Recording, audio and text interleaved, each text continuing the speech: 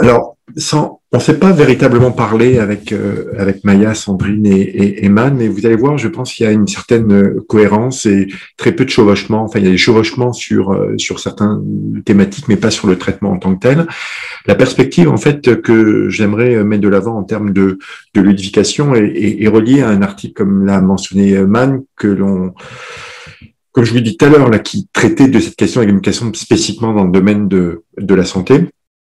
Et à certains égards, moi j'y crois à ce procédé-là. J'y crois dans la mesure où on peut utiliser ces outils, enfin ces outils, je suis pas sûr que ce soit des outils, mais ces manières de faire pour se substituer au consentement, le consentement qui est quelque chose qui ne fonctionne pas. Et c'est un domaine que je marque un peu plus loin, que j'aime beaucoup détester, la notion de consentement, et particulièrement dans le domaine de la vie privée. Et je vais vous expliquer pourquoi plus de consentement, pourquoi le consentement est vicié et il y a des abus reliés à lui. Donc après le pourquoi plus, j'aimerais vous présenter le pourquoi pas, relativement à ce que la législation est susceptible de nous offrir, comme ça a été présenté d'ailleurs notamment par Sandrine sur les aspects plus concret. Alors, sur le premier point, il y a minimalement, j'ai fait un tri, il y a minimalement 4 raisons qui font que le consentement, selon moi, est une notion qui a vécu. Il faut savoir, dans le domaine de la vie privée, le principe de consentement est arrivé relativement tard. Les premiers principes, notamment, qui ont été mis de l'avant en matière de vie privée, comme la responsabilité, comme la transparence, comme la sécurité, comme la finalité, sont des principes qui sont arrivés dans les années 60, 70, notamment en Europe. Et c'est plus tard, dans les années 80-90, que le consentement est venu comme étant un moyen de s'assurer d'un certain contrôle de la part de la part des individus. De la part, les lois de vie privée parlent d'individus, mais dans d'autres domaines, c'est le consommateur, c'est l'usager, c'est le citoyen, peu importe. Le premier point, c'est que le consentement demeure un élément central en matière de PRP, en matière de protection du renseignement personnel. Et si on regarde simplement l'année 2020, qui a été une grosse année en termes de PRP, on a un projet de loi au Québec, sur lequel d'ailleurs qui est à l'étude ce matin encore, en commission parlementaire, et on a un autre projet sur lequel, comme moi personnellement, j'ai pas de nouvelles, qui était un gros projet, qui a été publicisé à la fin du mois de novembre 2020. Donc 2 projets en fait qui sont assez gros et qui manifestent une évolution face à une situation canadienne en matière de PRP qui était assez étrange, dans le sens où on avait un droit qui était désuet, on avait un droit qui était édenté avec des organismes de contrôle qui notamment avaient très peu de pouvoir.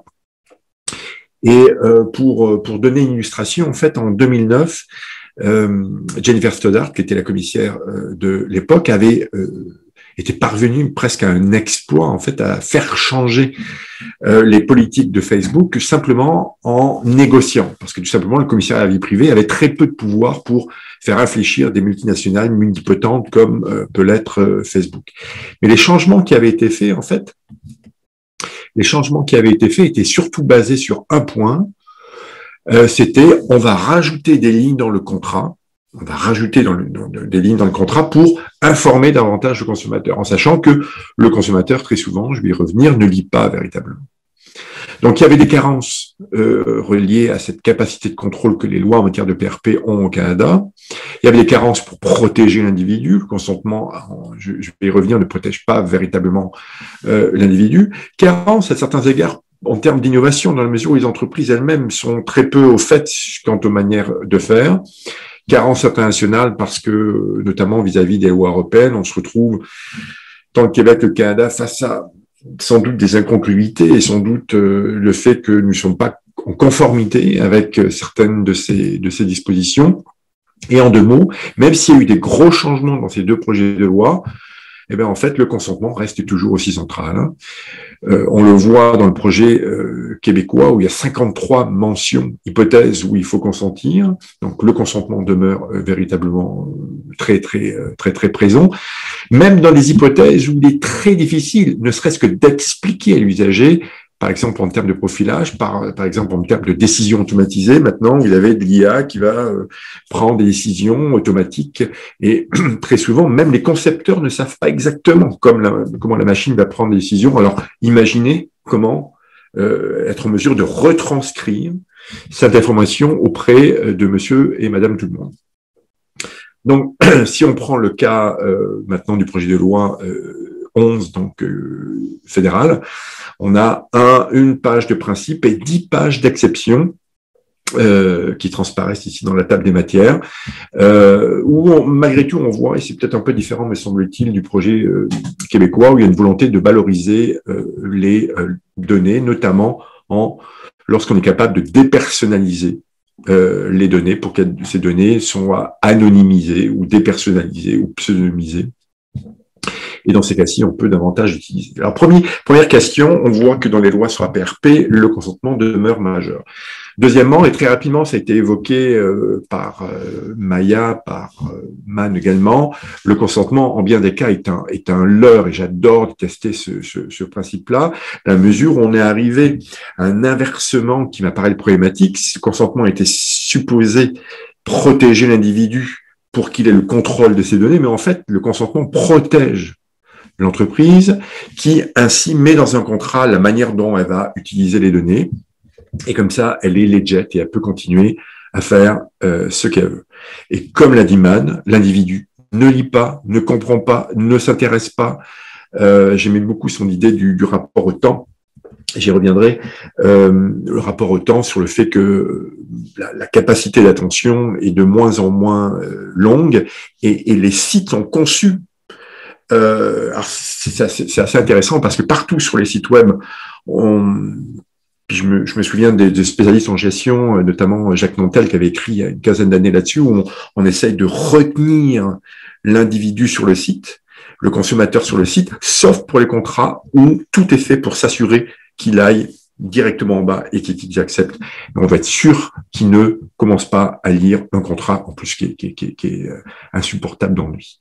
Et c'est pire avec le numérique. Du fait de ce changement par rapport au temps, c'est pire avec les décisions automatisées dans la mesure où l'explicabilité est très difficile à satisfaire. Donc, on est dans une situation où il est éminemment compliqué de traduire dans un texte, dans un contrat, la manière dont les outils sont utilisés.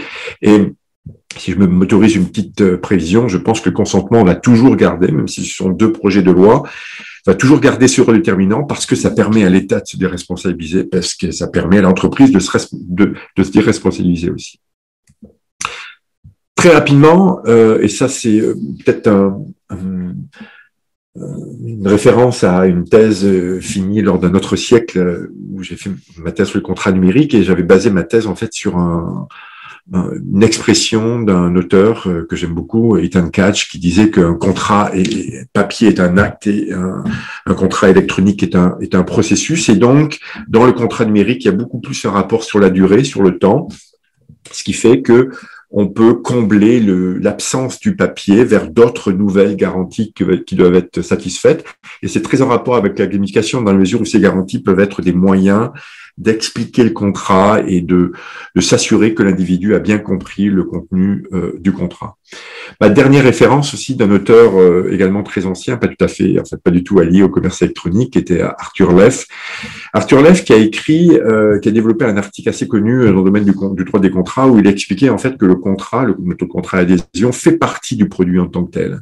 Et actuellement, tous les contrats que l'on voit en ligne sont faits pour ne pas être lus, pour ne pas être compris. Et on pourrait imaginer une hypothèse où, au contraire, le contrat est plus accessible et plus compréhensible, ce qui pourrait même éventuellement avoir pour conséquence des coûts plus élevés du produit en question, parce qu'on est face à une situation où on s'assure d'une bonne compréhension du consommateur, parce qu'on s'assure d'avoir, par exemple, des clauses de responsabilité très souvent illégales que l'on trouve dans les contrats d'adhésion, ça et là, sur le web. Alors, plus rapidement, sur ma deuxième partie, donc plus de plaidoyer, il me reste 6 minutes. Je crois que cet outil de gamification ne peut pas fonctionner pour tout. Parce que qui dit gamification, puis on l'a vu dans les présentations des personnes avant, je crois que ça implique quand même une prise en compte des intérêts du consommateur qui ne peuvent, donc qui vont forcément avoir un coût, et donc puis il faut aussi que ce soit par rapport aussi à un apport véritable que l'on peut offrir aux consommateurs. Alors, le domaine de la santé, à mon avis, c'est tout à fait transposable et opérationnalisable. L'investissement aussi.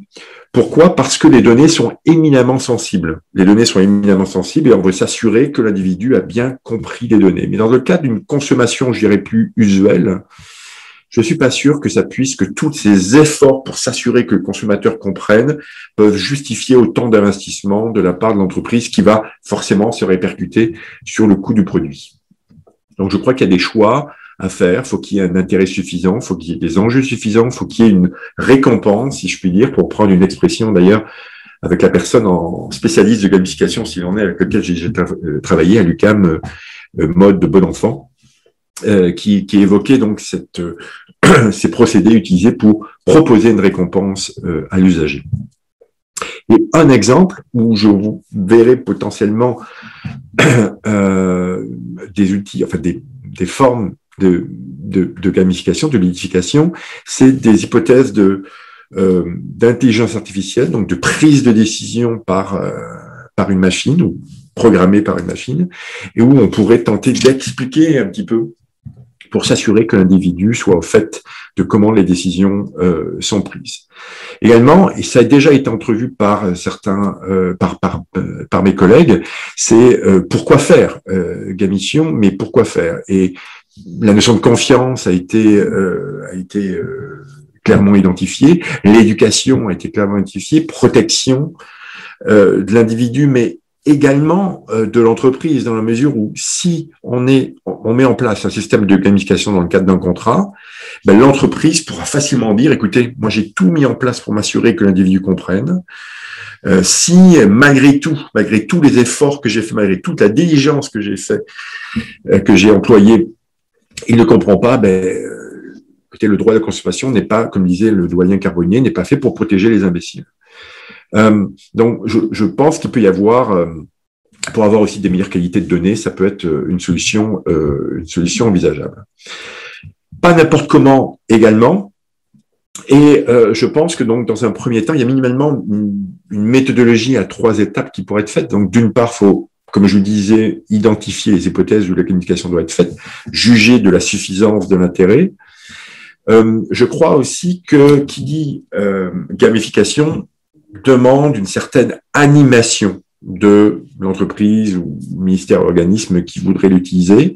Donc, il faudrait s'assurer d'avoir un dialogue avec l'individu pour être sûr qu'il comprenne. Donc, ça, à mon avis, ça implique un peu de dynamisme de la part de l'entreprise.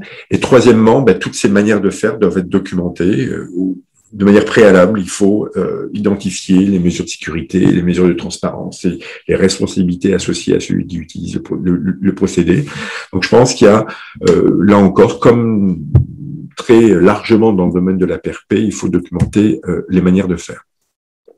Sur le comment, encore une fois, ça a été dit par Man, je crois, et je suis persuadé que sur les sites web, comme je le disais, les textes légaux sont faits pour être lus le plus rapidement possible. En fait, dit autrement, pour ne pas être lus. Donc, partout ailleurs, on essaye de ralentir le chaland, on essaye de ralentir pour améliorer l'expérience de l'individu, sauf sur ces foutus sites web. Je pense que les avocats n'ont pas compris que le contrat pourrait être un outil d'incitation à s'assurer un moteur de confiance vis-à-vis de l'individu. Je crois qu'on peut. Il y a eu quelques projets législatifs d'ailleurs qui n'ont jamais été retenus, mais on pourrait aussi se prendre une distance de l'approche textuelle qui est généralement associée au contrat, et pourquoi pas introduire de la voix, introduire des images qui sont des formes de communication qui sont très très adaptées à l'écran aussi. Donc, on pourrait imaginer des contrats images qui permettraient une meilleure appropriation du contenu contractuel par l'individu. Et d'une manière générale, c'est presque ma conclusion, je pense que c'est important d'humaniser le processus, d'humaniser la relation, en l'occurrence contractuelle, pour le consentement en matière de PRP, d'humaniser la relation. C'est la grande tendance, me semble-t-il, dans le domaine du numérique en ce moment, et notamment dans le numérique à haute valeur ajoutée de type intelligence artificielle, dont on ne sait pas si ça fonctionne vraiment, mais je pense que l'IA qui va fonctionner est celle qui sera capable d'humaniser les relations. Et ça, encore une fois, Jacques Nantel l'écrivait en 2003 dans un article qu'il avait écrit avec un professeur dont j'oublie le nom, qui est maintenant à Sherbrooke, l'université de Sherbrooke, en sciences de la gestion. Je pense que c'est important d'humaniser la relation, et notamment dans des textes habituellement aussi drabes et tristes que les textes à saveur juridique. Et en bout de ligne, très rapidement, pour quel objectif? Ben, c'est en bout de ligne. Ah, j'ai fini. Et vraiment, j'ai fini. En bout de ligne, mais je dis la même chose, c'est pour autonomiser l'individu et à dessein autonomiser l'humain, qui en l'occurrence s'appelle l'individu dans les lois sur la PRP, mais ça peut être le consommateur, ça peut être l'investisseur, ça peut être la partie faible, et donc de faire changer un petit peu le rapport de force qui existe dans cette relation contractuelle entre l'entreprise et l'individu. Alors voilà, pour l'instant, le consentement est le seul espace sur un site web pour tout est fait donc pour s'éloigner du client, et je pense qu'on pourrait avoir un contrat par l'individu et pour l'individu par le biais des questions de gamification.